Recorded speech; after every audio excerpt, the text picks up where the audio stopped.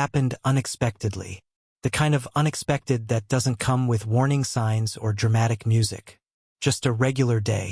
I'd wrapped up work a little early. Nothing special, just a lucky lull in meetings. And on a whim, I decided to swing by the gym to pick her up. It was something we used to do more often when we first started dating. Now, years later, we had our routines. Separate cars, separate playlists, separate cooldowns. But that day, I figured, why not? I wanted to see her. I parked in my usual spot across from the side entrance and texted her, "Here early. Surprise." No response. 5 minutes passed, then 10. I was about to go inside when the door finally swung open. But it wasn't the version of her I was expecting. Not the one in leggings and a tank top, hair pulled back in a messy bun, flushed from cardio. Instead, she walked out looking like she had stepped out of a lifestyle blog. Dark jeans, boots, her makeup done just so. And the kicker? A denim jacket she hadn't worn since the spring. I remember because it was one of the few things I'd complimented out loud. She said it didn't suit summer. My first reaction wasn't suspicion, it was confusion. "Hey," I said, stepping out of the car. "You look nice." She smiled, tight, controlled. "Thanks.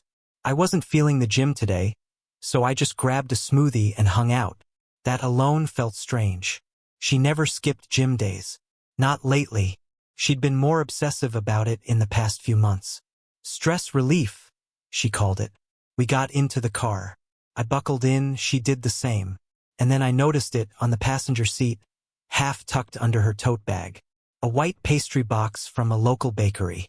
Nothing suspicious about that on its own, except we hadn't been there in months, and she wasn't really into sweets. I picked it up to move it aside, and that's when a folded receipt slipped out from underneath. I didn't mean to look. It was instinct. But I looked anyway. The receipt was from a restaurant I didn't recognize. An upscale place downtown, the kind that puts fresh herbs in your water and charges extra for ambience. 2 glasses of wine, a shared dessert, timestamped 8:47 p.m. the night before. It was the exact night she told me she had a late workout, even mentioned being sore afterward. I stared at the paper a moment longer than I should have. "You didn't go to the gym last night?" I asked, not accusing, just trying to figure out what I was missing. She leaned back in her seat and sighed. "Are you seriously going through my stuff now?" "I just saw the receipt," I said, holding it up, still calm. "You said you worked out last night, but this says you were at this place. With wine." She rolled her eyes, letting out a dry laugh. "Wow, I forgot I had that in there. It was from lunch with Claire on Monday." Lunch with wine. Her expression didn't change. "Yes, Mark. Believe it or not, women sometimes have wine at lunch." "Shocking, I know. But the time." "Let me guess," she interrupted, turning to face me fully. "You checked the timestamp, and now you think I'm lying. Is that it?" I paused. "It's just, I don't know. It doesn't add up." She exhaled sharply, shaking her head like I was a child being difficult. "You always do this. Every time I have a moment that doesn't fit into your neat little narrative, you get suspicious. This is exhausting." That was the moment. Right there. Not the receipt, not the wine. The way she flipped it. Suddenly, I was the one being questioned for asking about something that didn't line up. I sat there, stunned, as she stared out the window like the conversation had ended. And I said nothing. Because what do you say in a moment like that? I didn't have proof of anything. Just a few off details and the uncomfortable feeling that the person next to me wasn't quite the same anymore. That night, she acted like nothing had happened. Made dinner, even lit a candle. Talked about a new series she wanted to start watching. I went along with it. Smiled when I needed to. But inside, I was rewinding everything. That damn receipt. The way she talked to me, defensive, rehearsed. Like she'd practiced. When she went to bed, I stayed up in the living room, pretending to scroll through my phone while my mind played mental detective. The bakery, the wine, the jacket, her skipping the gym after months of being committed, her claiming to hang out at the smoothie bar for an hour and a half when it closed at 8. It wasn't just one thing. It was all of it. The way she moved through that lie like it wasn't her first time. And yet, I didn't confront her again. I told myself it was nothing. Maybe Claire really was there. Maybe it really was from lunch and the restaurant just had odd receipt formatting. Maybe she had a long day and didn't feel like changing.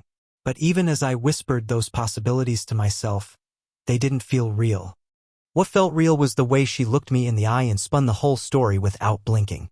What felt real was the moment I realized how easily she could lie to my face and how practiced she seemed at doing it. That was the night something cracked. Not loudly, not all at once, but it was the start.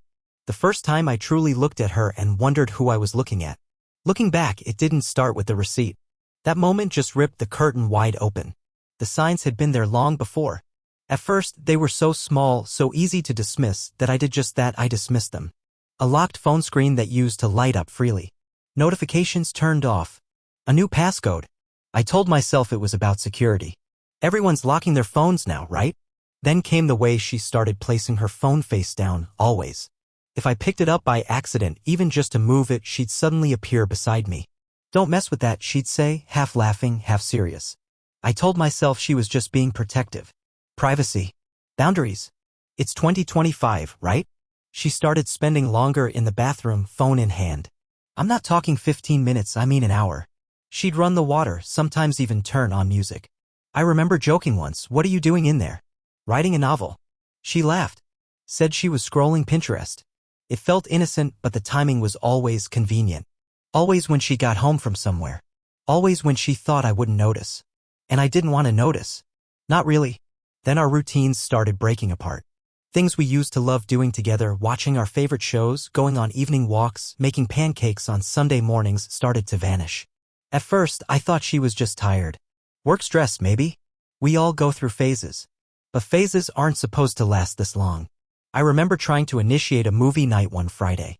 I picked out something we both loved, even grabbed her favorite snacks. When I asked if she wanted to start the movie, she barely looked up from her phone. "I've seen it 100 times, she said, tapping away.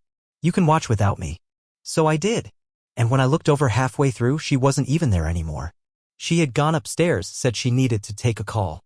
That was happening a lot, too, calls she'd take in another room, always whispering, always ending with, "Okay, talk later." I told myself it was work. I kept telling myself a lot of things. I noticed the change in asterisk Macy too. It was slow, gradual.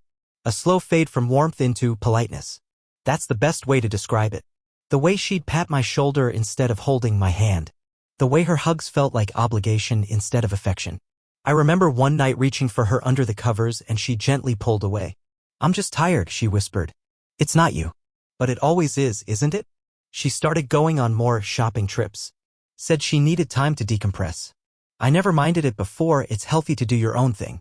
But she'd come home with nothing. No bags, no receipts, not even a story about what she'd seen. One time I asked what she'd been looking for and she just shrugged. "Nothing in particular," she said. Then came the GPS thing. That one still haunts me. She said she was going to visit a friend. A college friend who lived across the city, someone I'd met once, briefly. She kissed me on the cheek, said she'd be back around 10. Hours later, I was looking at my iPad, which had her Apple ID still linked from an old setup. I wasn't snooping. I didn't even mean to check. But I tapped Find My and there it was. Her phone was in a shopping mall. 2 states away. At first, I thought it was a glitch. I refreshed the app 3 times. Same result. She was in a different state. When she came home, I didn't say a word. She smelled like hotel soap. Her eyes were heavy, like she'd cried or hadn't slept, but she acted like everything was normal. Asked me if I wanted anything from the fridge. I nodded and she handed me a bottle of water like we were strangers in a waiting room. I went to bed that night staring at the ceiling. I knew something was wrong. I knew it. But I stayed quiet. Because deep down I wasn't ready for the truth. There were other things too. Little pieces that didn't fit together. She got more active on Instagram, but I was no longer tagged in anything. Pictures of lattes, sunsets, outfits, but no mention of me. If I posted something with us in it, she wouldn't like or comment. Just silence. When I asked about it, she waved it off. "Social media's exhausting," she said. "I'm just trying to disconnect." But she wasn't disconnecting. She was just disconnecting from me. I started recognizing patterns. Certain days of the week when she'd be extra busy. Texts that used to come with hearts and exclamation points turned into flat, 2-word replies. I noticed she always took extra care with her appearance on Wednesdays and Saturdays. Even when she had nowhere to go, or so she claimed. Her makeup would be flawless. Her hair curled. New earrings, a different perfume. The woman who once lived in sweatpants and messy buns on weekends now treated every Saturday like a red carpet. I remember standing in the doorway one morning watching her get ready. "You seeing someone?" I asked, half joking. She turned slowly, mascara wand in hand, and smirked. "Jealous much?" "No," I said, trying to keep it light. "Just curious what all this effort is for." She shrugged. "Can't I just want to feel good about myself?" Of course she could. Of course. And that's what made it so hard to argue. That was the trap I fell into over and over again. I told myself she was growing, evolving, trying new things, reclaiming her space. And maybe all of that was true. But it didn't change the way I felt when she started slipping away from me inch by inch, day by day. I wanted to believe in her. I wanted to believe we were just in a slump. That we were two people tired from the grind, orbiting each other in silence, but still tethered. But the truth was, I was the only one still reaching for the rope. I kept ignoring the signs because if I acknowledged them, I'd have to act. I'd have to ask the questions I didn't want answered. I'd have to face the possibility that the life I built, the love I believed in, was slipping through my fingers. And I wasn't ready for that. So I kept making excuses. And she kept pulling further away. I came home a day early. It wasn't planned. My business trip had wrapped up ahead of schedule, and for a second I even thought about calling her to share the news. I imagined her surprised voice on the other end, maybe even excitement. But something in me hesitated, just for a beat. Instead, I kept my return to myself. I told the driver to drop me 2 blocks away. I wanted to walk the rest. It was dusk, one of those pale gray evenings where everything feels on pause. My bag was slung over my shoulder, and my keys were already in hand when I turned the corner onto our street. That's when I noticed something. Our apartment lights were on. All of them. The soft yellow glow poured out the windows like the place was hosting a dinner party. That was odd. She didn't usually leave the lights on, not unless she expected someone to come home soon. And then there was the sound. Faint, but unmistakable. Laughter. 2 voices. One male, one female. I stopped on the front step. My hand hovered over the doorknob. It wasn't locked. That might have been the smallest betrayal of all, that the home I built wasn't even secure anymore. That anyone could have walked in. That someone already had. The moment I pushed open the door, the air changed. I wish I could describe it properly, that stillness. That sudden hush when life realizes it's been caught mid-performance. The scent hit me first. Not our usual lavender candles or leftover takeout, but something rich and unfamiliar. Wine, perfume, and something baking. Something trying too hard. I stepped inside. There she was, sitting at the kitchen table, wearing a bathrobe I didn't recognize, pale blue, silk, tied too loosely. She was leaning forward slightly, laughing at something the man across from her had said. He wasn't someone I knew. Mid-30s, tailored shirt, his sleeves rolled just enough to look casual, like this wasn't his first visit. His wine glass was nearly empty. Hers, untouched. She hadn't seen me yet. Her head was tilted, her fingers brushing her collarbone like she was adjusting her robe for effect. And then she kissed him. It wasn't dramatic. No sweeping gesture. Just a lean forward, soft and quick, like punctuation. But it was enough. I didn't say a word. My bag slipped off my shoulder and hit the floor with a soft thud. That's when she looked up. Her smile vanished. The color drained from her face. "Mark." Her voice cracked like she'd forgotten how to say my name. The man turned in his seat, slowly, trying to process what he was seeing. His eyes flicked between us like he was searching for context. But there was no explanation. Not one that mattered. I stepped back into the hallway, letting the door close behind me. I didn't run. I didn't scream. I just left. The hallway echoed with my footsteps, and by the time I reached the street, my hands were shaking. I didn't go far. Just enough to sit down on a bench at the edge of the park we used to walk through. My phone buzzed in my pocket once, twice, then 3 times. Her name. I didn't answer. Instead, I sat there watching the empty swings sway in the breeze. I must have sat there for hours. Long enough for the streetlights to blink on and the cold to seep into my sleeves. Long enough to feel the full weight of what I'd seen pressed down on me. People say betrayal feels like being stabbed. But for me, it was more like being erased. That kitchen, our kitchen, was supposed to be a place of warmth. That's where we danced barefoot on Friday nights, where she made that awful quinoa salad she swore I'd learned to like, where I once proposed, kneeling on the very floor I just watched her destroy. I didn't cry. Not then. Not because I didn't want to, but because there was nothing left to cry for. Everything had already burned down. Eventually, I got up and walked to a hotel. The guy at the front desk asked if I needed anything. I told him no. I had stopped needing things. Lying in that unfamiliar bed, I stared at the ceiling, wondering how many moments I'd ignored. How many smiles were rehearsed? How many nights she had whispered to someone else what she used to whisper to me? I thought about how quickly she'd pivoted, her kiss, her laugh, her bathrobe. She hadn't looked nervous. She'd looked comfortable. That was the worst part. How natural she seemed in the arms of a stranger. That was the moment everything clicked. All the signs I'd pushed aside, all the unanswered questions, all the late nights and disconnected stares, they didn't lead to doubt anymore. They led to fact. She wasn't confused. She wasn't lonely. She was cheating. And she wasn't even trying to hide it anymore. That realization didn't bring anger, not right away. It brought silence. A deep, echoing silence that told me, this is real. This isn't a test or a misunderstanding. This is the ending. You're standing in it. The next morning, I woke up before the sun. I checked out without breakfast, hailed a cab, and headed straight back to our building. I didn't go upstairs. I just stood across the street, looking up at our window. The lights were off. The curtain was drawn. Maybe he was still there. Maybe she was cleaning up the evidence. Maybe she was lying in our bed, texting someone about how I had overreacted. It didn't matter anymore. The door had been opened. I'd seen the truth. And no matter what came next, I knew one thing.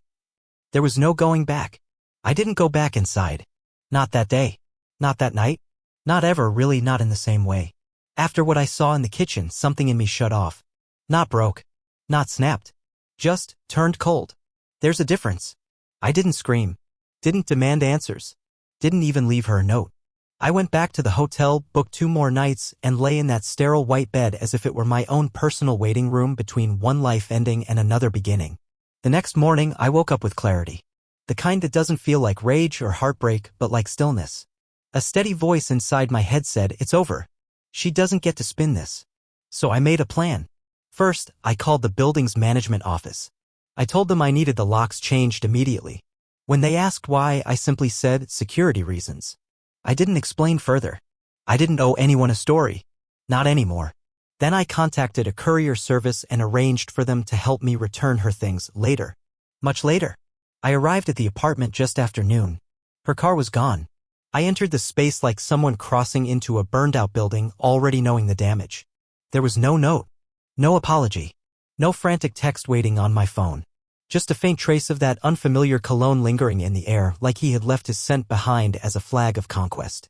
I opened all the windows.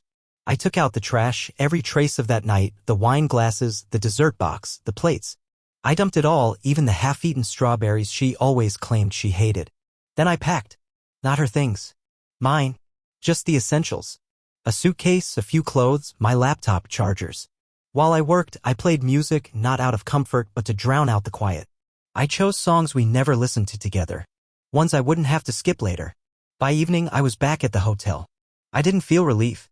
Not yet. Just distance. And that was enough. That night, she finally called. I let it ring. Then she texted. Where are you?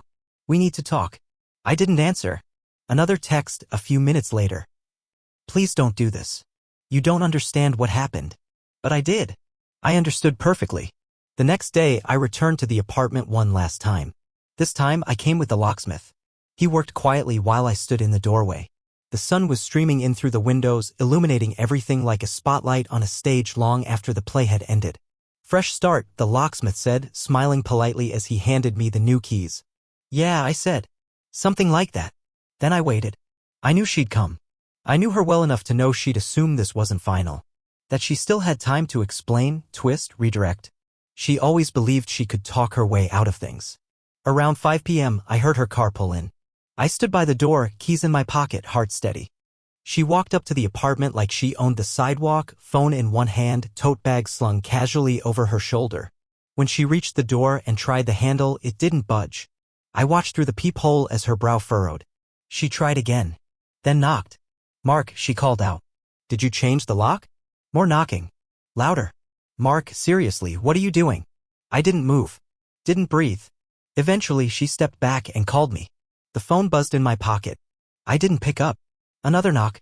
This time it came with her voice rising. Okay, this is childish. Open the door. We need to talk about this. Still, I said nothing. A neighbor passed by, glanced at her, then looked away quickly. She must have felt it, the embarrassment of knocking on your own home like a guest who's overstayed their welcome. 10 more minutes passed before she left. But that wasn't the end. An hour later, she returned. More knocking.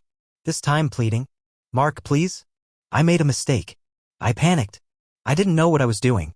Just let me explain. Please, I'm begging you." The thing is, I wasn't angry. Not anymore. That part of me had gone quiet. What I felt now was certainty. She had stepped out, and I was simply following through. Eventually, she gave up. I watched her retreat through the peephole, head down, shoulders hunched. It was the first time I'd ever seen her look small. I sat down on the couch, my couch now, and stared at the empty space in the hallway. I imagined what it used to look like when she came home. Her keys jangling, her laugh trailing in after her, her voice calling my name like a melody. Now it was just silence. And for the first time in a long time, I wasn't afraid of it. She expected me to come crawling back. That much was obvious from the way she acted during the brief texts that followed. Her tone shifted after the failed door drama, no more banging or pleading. Instead, she pivoted to polite confusion, like none of it had happened. "Can we just talk like adults? I think we both overreacted. I know we've had problems, but this doesn't have to end everything." As if I had misread the kiss. As if I had somehow exaggerated the part where she made herself at home with another man in our kitchen, in our life. I ignored them all. What she didn't expect was how quiet I'd become. How still. The next morning, I started returning her things. Not in bags. Not in boxes. That would have been too kind. I hired a courier. Told him to knock once, deliver what was inside, and leave. The first delivery was her shoes. All of them. Heels, flats, boots. Packed neatly in pairs, wrapped like evidence. No note. Just the shoes. That afternoon, she sent a message. "Are you serious? This is petty." I didn't reply. The next day, I sent her cosmetics. Carefully packed. Some of it still cold from the bathroom cabinet. Then came the photos. Half-cut. Every one of them. The ones she'd framed. The ones she posted on social media with captions like "Forever" or "My Rock." Now they came back as fragments. Half her face. Half her smile. Half the lie. That day, she didn't text. Instead, a letter arrived. Not an email. Not a text. A real letter on thick white paper that still smelled like her perfume. I opened it. Big mistake. It wasn't an apology, not really. It was full of phrases like, "I was confused and I didn't plan for this to happen." She wrote, "We lost ourselves somewhere and maybe this was both our fault." She still didn't get it. There were no tears in the letter. No ownership. Just careful wording. Just enough regret to seem human, but vague enough to keep herself clean. I folded the letter, slid it into a file labeled documentation, and moved on. What she really didn't expect came next. A week later, I received a legal notice, a formal request to begin division of assets. It came from her attorney, one I didn't even know she'd contacted. Apparently, now that she couldn't get in through charm or guilt, she was switching tactics. But I was ready. By then, I had gathered everything, every receipt, every message, every calendar event, timestamp, and detail that confirmed her betrayal. I'd printed *TS of our shared bank account and highlighted her unexplained withdrawals. I compiled photos from that restaurant receipt I found weeks ago, GPS logs from our shared iCloud account, and even a backup of messages she forgot were still linked to her tablet. I wasn't just reacting anymore. I was building a case. She always believed she could pull the strings, that if she controlled the story, she controlled the outcome. She thought I was the same man she could talk circles around, the one who'd sit there patiently while she twisted facts into fog. But the man who once begged her to communicate, to stay, to care, he was gone. She had erased him. What she didn't see coming was the version of me that remained. I wasn't cruel. I wasn't vindictive. But I was methodical. I didn't shout. I didn't slander. I simply handed her attorney a package with everything they needed to know. Her side wanted to discuss equity and shared value. Mine submitted evidence. Cold, dated, irrefutable. Suddenly, her tone changed again. "Do we really have to involve lawyers? Can we just settle this between us? We don't have to destroy each other." But she'd already done that. She didn't expect silence to be my loudest move. I had stopped defending myself. I had started acting. I sent back the last of her things. A box of holiday ornaments, a book she loved, a necklace she once said she'd never take off. I left a sticky note on top, not addressed to her by name. Just 3 words. "All that's left." She never replied. I don't know what she told her friends or her family. Maybe that I went cold, maybe that I lost it. Maybe that we drifted apart. But it didn't matter. I wasn't looking to reclaim the narrative. I was looking to reclaim my life. The silence between us became permanent. No more calls. No more texts. No more pleading from either side. Only once did I hear something through a mutual acquaintance. Apparently, she told someone she didn't recognize me anymore. Good. That was the point. About a month later, I heard she lost her job. It didn't come from her directly, of course. A former coworker of hers, someone we'd had dinner with once, sent me a quiet message on Facebook. I'm sorry about everything. Just wanted you to know it's over between her and that guy. He was married. His wife sent evidence to HR. I didn't respond. It wasn't my battle anymore. I didn't need to do anything. Her choices were taking care of that. I imagined she thought their relationship would survive the fallout. Maybe she imagined a fresh start. But it turns out his wife had more spine than she did. She tried contacting me again. First through unknown numbers, then through old mutual friends. One even knocked on my office door, holding a note she'd written by hand. It was filled with tear-streaked lines about losing everything and not knowing who she was anymore. I read it once. Then I shredded it. The part she never understood was that I wasn't punishing her. I just stopped being available. Her tears came too late, after the damage was done, after the lies had decayed into consequences. She wasn't grieving us. She was grieving the version of me who still cared. She even visited my parents. She showed up with a pie of all things, tried to sit on their porch and talk about how she'd grown, how she was owning her mistakes. My mother didn't even open the door. That was the moment I realized something strange, something peaceful. I didn't hate her. Not anymore. I simply didn't recognize her. And she no longer had the power to hurt me. I reclaimed the apartment first. Everything about it had felt haunted. Pillows she'd fluffed, mugs with her lipstick stains, the smell of her perfume clinging to the hallway. I got rid of all of it. New furniture, new linens, even new forks. Anything that had carried her fingerprints was donated, sold, or dumped. Not in anger, but in ritual, like shedding a skin I no longer needed. Then I repainted. Light gray in the living room, deep blue in the bedroom. I picked the colors without asking anyone's opinion, and it felt good, oddly powerful. The place started to feel mine again. Quiet, but peaceful. Evenings were different now. There was no guessing game about her mood. No tension curled up between the lines of conversation. I didn't wait for the other shoe to drop, because the shoes were gone. And so was she. I filled my time slowly. Read books I'd shelved years ago. Cooked meals I wanted to try. I even took long walks at night. Not to think, not to brood, just to move. Just to breathe again. And somewhere in the stillness, I found peace. People always talk about closure like it's a conversation. It's not. Closure is a choice. Private one. Is waking up one day and realizing you're no longer waiting for anything. That the ache has faded. The noise has stopped. And the door she walked out of no longer exists. She made her choice. And I made mine. She remains outside the door she closed behind her. Still knocking. Maybe. Still hoping. But I don't hear it anymore. The silence isn't empty. It's mine.